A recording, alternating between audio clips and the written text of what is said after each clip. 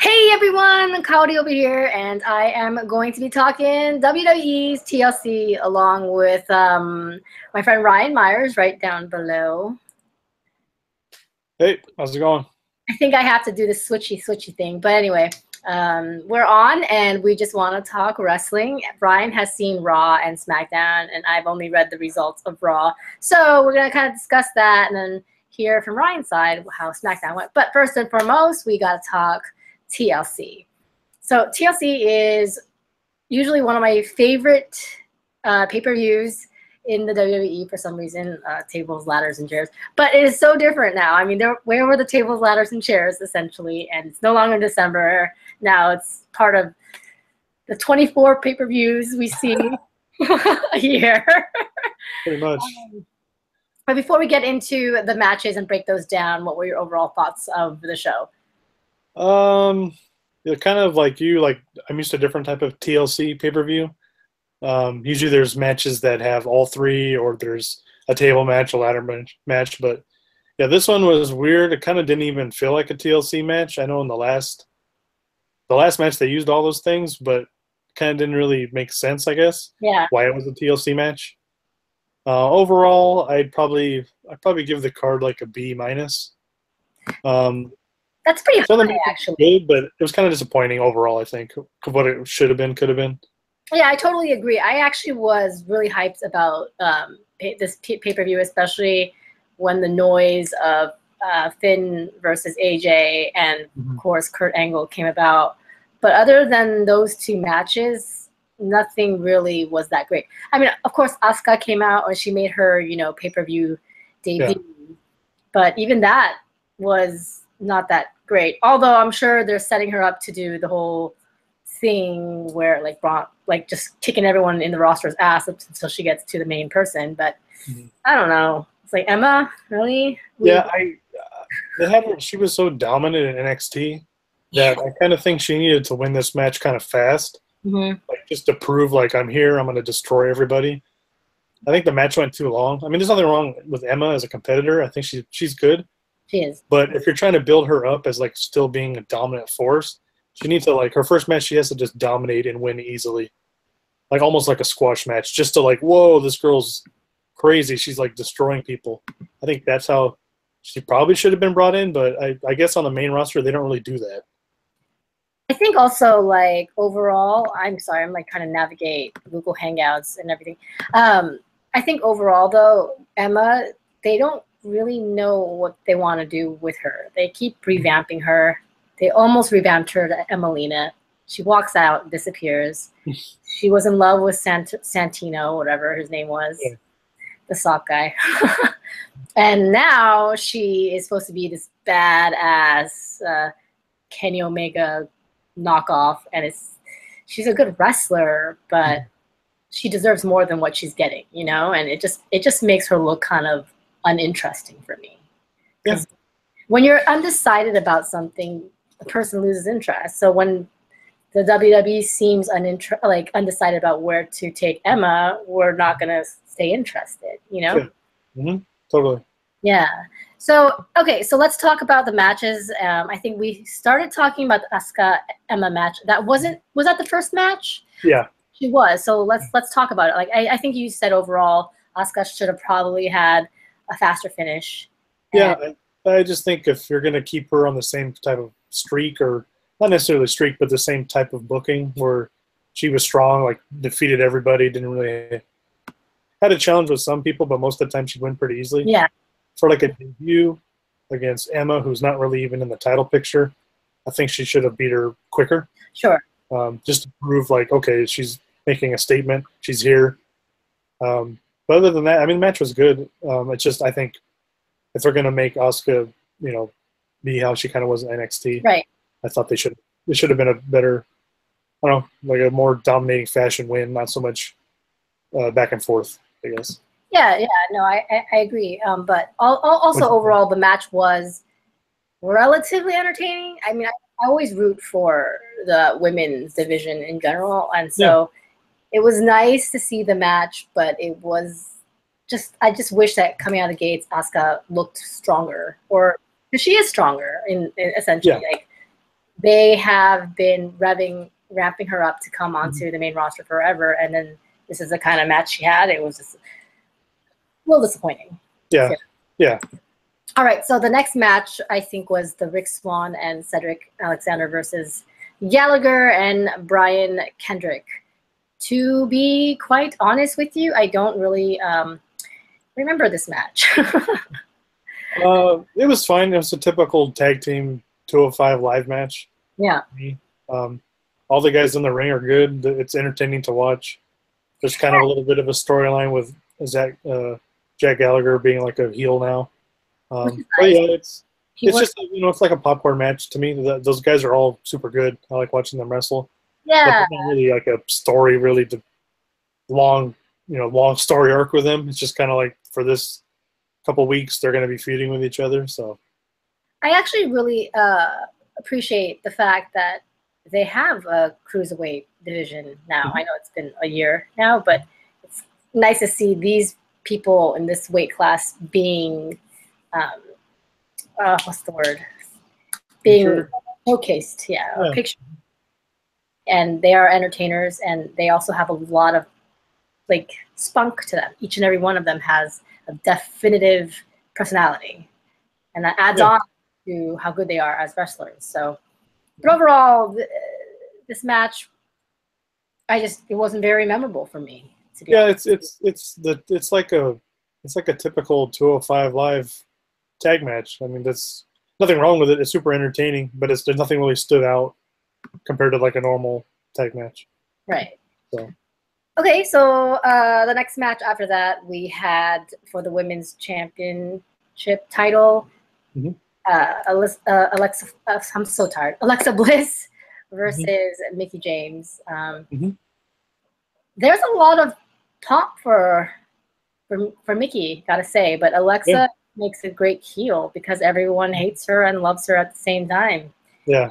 Obviously, Alexa retained, and Mickie, despite losing at TLC, just gave like a really nice non-sore loser-ish response to it, and thanked the fans, and obviously that spurred a reaction on Raw later on. But overall, I thought this match was good. These women worked each other really hard, and it was the better match than the Emma Asuka match between the two women's matches. What did you think? Yeah, I agree. That match was a lot. I like the way they told like the story in the ring. The build up was good. They were good. I mean, Mickie James is super good. Yeah, Alexa Bliss is getting better. She's already pretty good, so it was good. And then, like you said, that after the match, Mickie gave like a little speech, and then on Raw, she kind of came back out. So hopefully, I kind of want to see them wrestle again. I thought they kind of have a decent storyline. And it's something new. That's where they're going, though, right? They're obviously having Mickie come back. Yeah, so I think they're gonna like obviously Survivor Series. Alexa's fighting Natty, so it's probably gonna be on hold until once that's done. But hopefully they go back to it because I think Mickie and Alexa were good in the ring. They still have a story to tell, and it's something new because we've seen Alexa wrestle everyone else a few times already. Yeah, so this is something new, so it's good. They can still get a couple more matches out of it, I think. Well, do you think that Alexa has held her title for too long? Because sometimes after a while, when just a champion in general has retained it for a while, it does get old. Do you feel that way with Alexa yet? No, I think she's still. Right. I don't think so. I think she's still pretty fresh with it. Nice. It gets tiresome when she faces like the same three people over and over again for the belt. But these are so Mickie James is a new feud. I kind of think after they do that, because it'll be Survivor Series, and if she does another match with Mickie at a pay-per-view, maybe like one other couple matches. Eventually, she's gonna have to fight Asuka. I don't know if that's gonna be like at Royal Rumble or WrestleMania, but I figure she's gonna hold the belt until one of those two, and maybe lose it at that time, because then it'll be she's had the belt for a while. So yeah, I only really see her dropping the belt to Asuka or somebody. She's not gonna lose to Sasha or Bailey and give the belt to them. I don't think. Mickie James would be a surprise, but I don't think she'll get it either. I mean, I do kind of wonder Because do you think that they're ready for a tag team women's title to come out? I don't think they have enough women. I think if you had 2 tag teams, that's the whole women's division on Raw. I feel like there are enough women for some reason. And they had a on SmackDown. They had SmackDown tonight. They had a fatal 5-way to see who's the captain of Survivor Series team for SmackDown, and that was every woman on the roster. That'd be almost the entire women's roster. I see. So there's not enough women. I don't think to have a tag. I mean, cool. I mean, I'm fine with tag team matches, but I don't think there's enough to have a belt because if one team has the belt, they're only going to feud with one other team. Right. There's nobody else for them to feud with. So yeah. Okay. So let's talk about the next match. The next match was for the Cruiserweight Championship. Enzo versus Kalisto. Mm-hmm. Oh, man. Enzo is, I think he's where he should be, to be honest. Like, with the separation of Enzo and Cass, mm-hmm. this was probably the best decision that they made for him because he'd be creamed and ripped and annihilated if he wasn't in the Cruiserweight division. Mm-hmm. And he plays his douchey, whether it's a real-life personality or not, well, mm-hmm. and it makes you really hate him. Like, I really don't like him right now. And I used to think he was so hot, and I don't know why I did that, but now I'm like, ugh. Mm-hmm. But he's good for this division. Yeah. Because it adds, like, a power of just, like, you're really annoying, but you're adding so much pizzazz to this division. What mm-hmm. do you think? Yeah, it made sense to put him there because he can't hang with regular roster guys as far as size and stuff.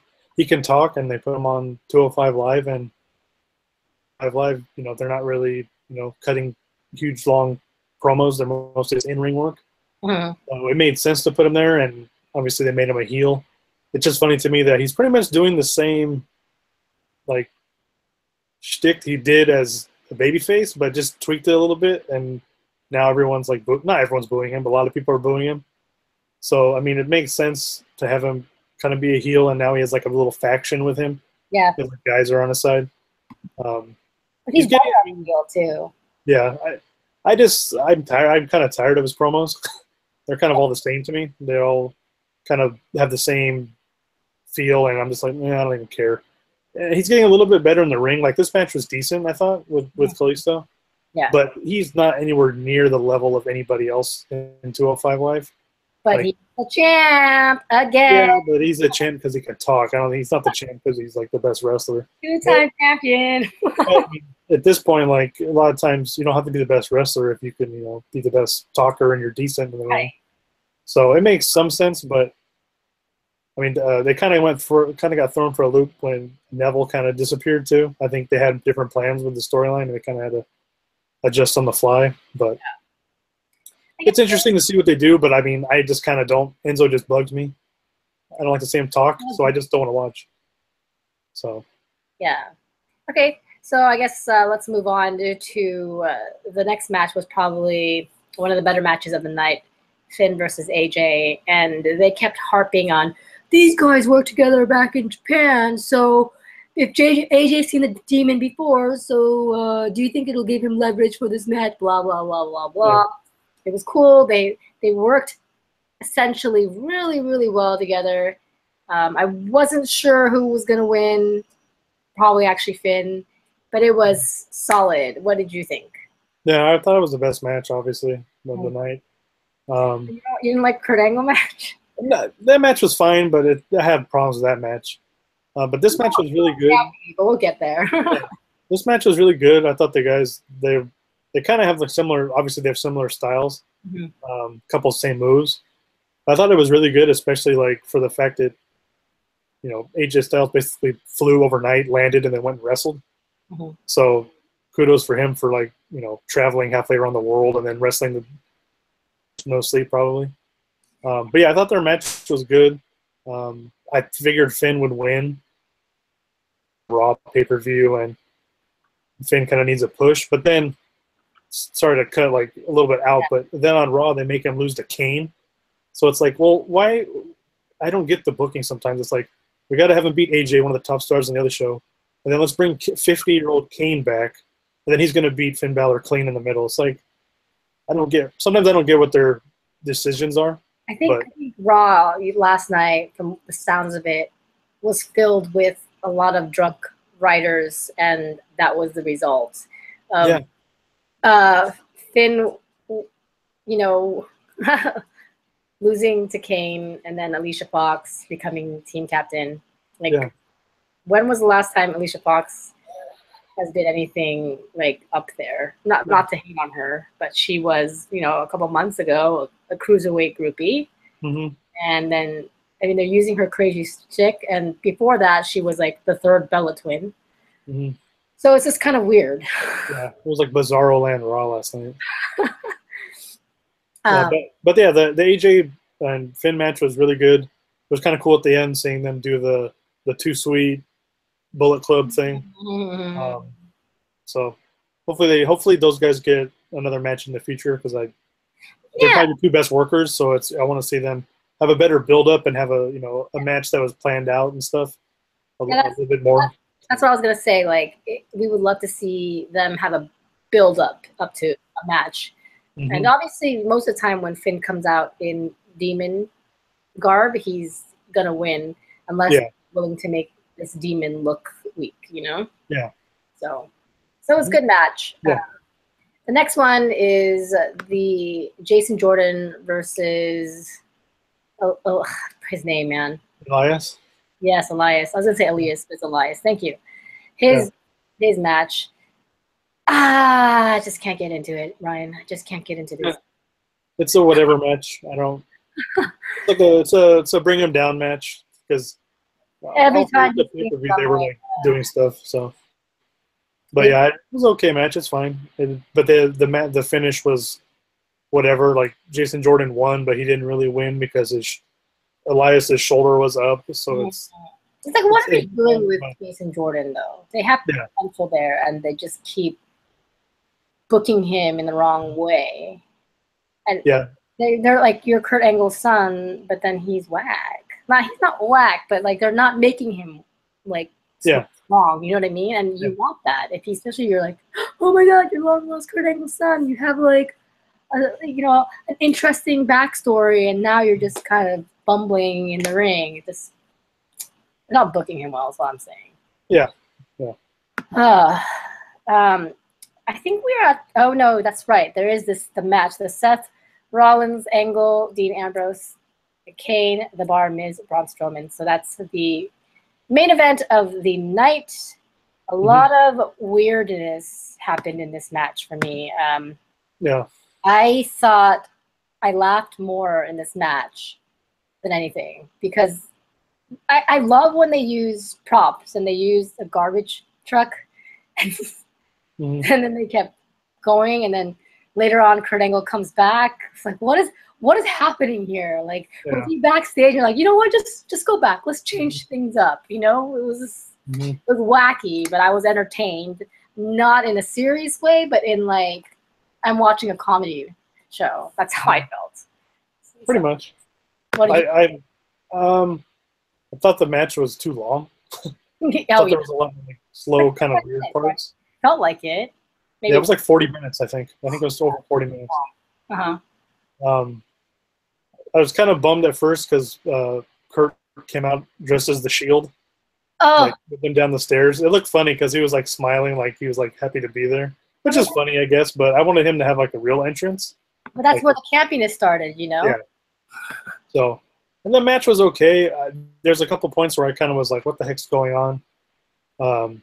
Where Kane hit Strowman with the chair. I'm like, okay, they're going to start, and they didn't do anything for like 10 or 15 minutes. And then all of a sudden, Kane just starts beating up Braun out of nowhere. Like, what the heck's going on? And dropped all those chairs on him and stuff. Yeah. And then they ended up throwing him in the trash truck. And then all the best. Yeah, it's like they're pretty much murdering him, but nobody's doing anything. It was the great. commentators are like, "Oh my God, he's in there!" Whatever. I thought he was going to bust out of the truck, but he didn't do it. But, no, he just. Yeah, and then Kurt Angle came back out. That part was cool, but I felt like it was too long. Like was like, okay, it's just going to be those Dean and Seth against the rest. I didn't think Kurt was going to come back out, and then he did come out, and that part was cool.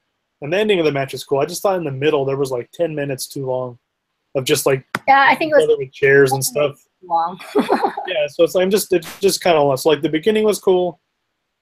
One worked really good in the match, but just like there's a certain point in the middle where they could have cut it by like 10 minutes, and I think it would have been a lot better.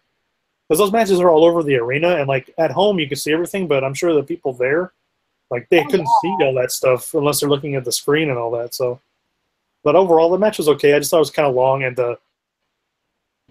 I didn't get any of that. Why they were doing it. So.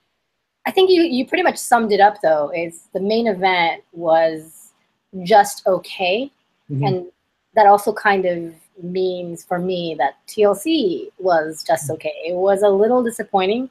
I was excited leading up to it, and then when I finally had a chance to watch it, there's no match that I felt was outstanding. I cannot give that word to any of those matches on Sunday. But you watched Raw and SmackDown. I did not watch SmackDown or Raw, but I did see the results for Raw. Overall, I heard. So how did the whole blue team invading Raw go? Did you did you stupid? So Raw pretty much after they mentioned certain things from TLC pay-per-view, but most of the show was just getting stuff set up for Survivor Series. So they kind of just ignored certain things. AJ wrestled a match in the beginning with Dean and Seth against Miz and The Bar. So that was a decent match. But other than that, everything was just set up for Survivor Series. And then towards the end of the night, middle of the night, Shane shows up and talks to Kurt Angle. Siege, #under siege. And then at the end of the night, Kurt's talking in the ring, and then Shane comes down with like most of the SmackDown roster, and then they just start beating everybody up in the back. So like they go in the back, they just start beating everyone up, and they don't. I mean, I guess they're just trying to show they're the dominant brand, but it's just weird seeing a bunch of people that are feuding with each other. All of a sudden, they're like on the same team, and they're in the back, and they're just beating everybody up, and it's kind of like just out of nowhere. So that's weird. Also, how Shane is supposed to be kind of babyface or just good. And he's sitting there promoting his blue team to go AWOL. It was just weird when I heard that was happening. But I will say the idea of champion versus champion is pretty cool. Yeah. I really like that. Yeah, although it makes me wish that Charlotte was champion and not Natty. Sorry, Natty, but because Bliss and Charlotte would have been a good match. I'm pretty sure. You know, little one with the strong one, not Natty. So, and then Brock versus Jinder Mahal. Like, who would have ever thought that was going to happen ever in the WWE future, right? Yeah. Physically though, both those guys are huge, so it's kind of cool that, and hopefully they work good together. But I still see Jinder in 3MB, you know, so it's so weird to see him this elevated. It blows my mind. Like, all you had to do, he had to repackage himself. WWE just had to pick him back up and repackage him and have the need to go to India, you know? And now he's just like on top of the world. This is amazing. Right time, right place. Anything's possible. Don't give up on your dreams, is what Jinder tells me. Just work out like crazy, get buff, and then come back. Right, exactly. No carbs. Eat air. But I don't know how other people are feeling, but Brock versus Jinder is going to be interesting. Yeah, super intriguing. Yeah. What other matches that means that is preemptively going to happen then? The U.S. title versus Intercontinental. That match doesn't interest me. Yeah, I'm like. The only other one that does was the tag match. That's Shield versus Usos. That match should be decent. Yeah, that might be good. Yeah, but the rest of the belts, that's kind of like, I don't really care that much about. It's like Baron Corbin versus The Miz. Oh, boy. Well, you're not a huge Corbin fan. yeah. It's just And Miz, he's good, but his matches are. I mean, it's just not exciting. That's like meh, whatever. So I think like, the Miz is like, I guess like, I shouldn't say second in line because he's not second in line, but he does the kind of work for the WWE in a lower scale that John Cena does. You know, he works for he helps work other wrestlers and Mhm. help push them, Mhm. and he'll do whatever to help like the company and the brand. He's good at that. He's a good company guy. Mhm. So that's why he gets stuck with these kind of stale matches, but regardless, he's still entertaining, you know? Yeah. Okay, so, go ahead. Oh no, he's really good at building up matches. Yeah. So I'm interested to see what he's gonna do against Corbin. It's just hard it's kind of hard for them to build matches because they're on different shows. Yeah. So there's not much interaction. So I'm interested to see if they do a lot of invading each other's shows. Now nobody on Raw showed up. So Okay.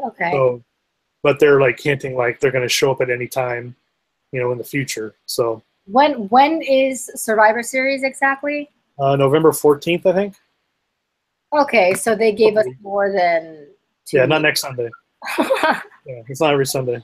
They gave us like 3 weeks. Okay. Yeah. Well, I gotta say, alone, what they did and how they handled it has gotten me interested in watching Survivor Series. I pretty much watch mainly the pay-per-views anyway, but I do hope that from now to then that there might be some title changes. I mean, like, so other champions can fight other champions, like the women's. Yeah, I don't really see any. I don't see any changes probably happening. Yeah, just because they've already shown all the graphics of who's fighting who. They could change it. Yeah, graphics. They could, but I don't think they will. Came up in the mix at the last minute. That's true. Yeah. One of the things I'm interested to see is because they're going to have the 5 versus 5 match to see which 5 from each side are going to fight. Just to see, maybe they'll leave a spot for Shane and Kurt on the teams or something. So yeah. Well, that'd be kind of cool. Who doesn't want to see GM versus GM, right? Yeah, because they both can wrestle. I mean, they're old, but and that's one thing. Like Kurt Angle's like 48, but he did okay last night. He did what he's supposed to do. He did pretty much all of his moves and stuff. I mean, so. I feel like they were going to have him wrestle at some point, just not right away. Yeah. And those wrestlers, like Reigns and who was the other one that got sick? Bray. For me, they kind of a blessing in disguise, by the way, that I'm sorry. I mean, I don't want him to be sick, but kind of a blessing in disguise that we didn't get to like deal with the whole Sister Abigail shit again. That was a good thing. I think. Like I didn't want to see Bray Wyatt dressed up in girls' clothes wrestling. Yeah, I'm like, so what was I saying? I forgot what I was saying. But anyway, so anything else to take away from SmackDown? Did Carmella not cash in yet? No, they wrestled to see who's the captain of their ladies team, and then Becky Lynch won the match. So it's Becky, Charlotte, Tamina, Carmella, and I'm missing somebody else. Naomi. Oh, that's right. So those 5. So that happened, and then Sami Zayn talked to Shane and said if he needed KO or him to join Team SmackDown, they would do it. And then Shane said, "No, I don't want either of you." But he gave Sami an opportunity to wrestle Randy Orton, and whoever won that match would be on Team SmackDown, and then Randy Orton won. So Randy Orton's the first team member of Team SmackDown. So. Oh, okay. So they're taking these guys slowly, so you're not going to see. I think so. Okay. Yeah. So we'll see who else gets added to it, I guess. See, they're going to add to that graphic. Mm-hmm. But yeah, it was kind of weird because the show started off with Shane McMahon, and the crowd was like cheering what he was saying about going to Raw and kicking everyone's butt. So it's like if fans have like people they like on Raw, they all got beat up, so they're like cheering guys they like get beat up. Yeah. So it's kind of weird. It's like it's hard to tell. It's not really a heel anymore. It's kind of like everyone is just on their own side and fighting each other. So it's kind of hard to pick a side, I guess. you're just cheering for both apparently because you're just if you like certain guys, you're just cheering for them. So it's kind of weird. Yeah, I think yeah. Even though it's blue versus red, you do get to still stick with your favorite wrestler, or Yeah. you know. Yeah. But overall, I would probably go team blue for some reason, just because it's shorter. No, I'm just kidding. Yeah, that's a bonus. Man, though, I'm telling you, last night I got home and I finally had a chance to watch TLC, and I thought, I'm not going to get done with this till at least 10 o'clock. Mm-hmm. There's no way I'm going to be able to watch Raw, because then that means that puts me through 1 o'clock in the morning. It's so impossible to catch up. You know what I mean? Yeah, you got to spread it out over like a few days. But that means like full-time job, other jobs. You can't play games. You can't watch TV. You can't walk your dog very long. You know what I mean? This is like WWE. You guys got to give us a break. Yeah, when when SmackDown was on like Thursday or Friday, I thought it was better because it spread out more. I know why they have it on Tuesday now for travel and everything, but having to watch 3+ hours Sunday, Monday, and then 2 hours Tuesday in a row, that's like the beginning of the week too. Yeah, and then they're like, oh, don't forget NXT and don't forget our original content. Right after this. It's like, are you kidding me? Yeah, and 205 Live, and then it's like, yeah, it gets to be a little crazy, but I mean, that's what DVR is for. You can fast forward. Well, do you think that the Mae Young Classic women are going to be coming up soon? Or do you think we're going to see them make their appearances pretty soon? They signed I know they signed a few of them. I would imagine they're going to be in NXT for a while, and then they'll probably come up after that so they can have more women competitors. But yeah, they'll eventually come up. I know Kyrie and Shayna. They're going to come up. Your name, fine, and took you like years to say my name. Yeah. These people. Anyway, it's like one vowel off. But I was gonna say that I would love to see a match between Kyrie and Asuka for sure, because they're both from the same country and they probably were trained in similar fashion, and they're both very, very hyped and loved over here. So it'd be great to see that elbow drop against Asuka. They'll beat the crap out of each other too. Yeah, they're like strong. They're aggressive. That's like that's the way in Japanese wrestling. Yeah, they're fierce. So it'll be good. Yep. It's not about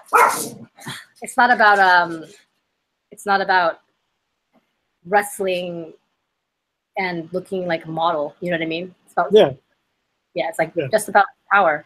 Yeah, it's actual wrestling. Yeah. Anyway, so is there anything else you'd like to say? No, I'm just interested to see what they do to set up Survivor Series and see what happens with if Roman and Bray and them come back. Make sure that they're not sick for another 2 weeks. I think well, not so much Bray, but Roman being out, since he's the big dog. Right. To put him back in and see what they're going to do. But yeah, I'm interested to see who's on the team and what they're going to do to set up Survivor Series. Like you said, there's 3 weeks left, so there's plenty of time to build up something. So hopefully they do a good job of it and not make it lame. Yeah, we'll see, because TLC was quite the disappointment. So yeah, for a pay-per-view that's supposed to be one of the better ones. That's what happens. The super hype pay-per-views end up not being great. I mean, it's kind of we hype ourselves up too much. Maybe. But most of the time, like the pay-per-views I don't look forward to, they actually turn out good. Yeah. For some reason. True. So I don't know. I think it's just us fans in general. We're too hyped and excited, and we can't live up to the expectations. And we keep coming back anyway. Yeah, pretty much. It's an abusive relationship. Ryan, thanks for joining me today, and we'll talk more wrestling when we can. Yeah. Definitely by Survivor Series, maybe in between that. And where can people follow you if they want to follow you? Oh, if you want to follow me on Twitter, it's RYMyers25. I do tweet out during Raw and stuff. So. And he's pretty funny. And then you can follow me on all social media outlets at KAORIOUS. Also, don't forget to press that thumbs up button and click subscribe and tell a friend. And excuse me for my very monotone personality today. It's been a long day. It's really hot in Los Angeles, but we made it. So I hope you guys are enjoying your heat wave if you are on the West Coast, or enjoying life wherever you are. So thanks for chatting and joining us, and we'll catch you next time. Bye.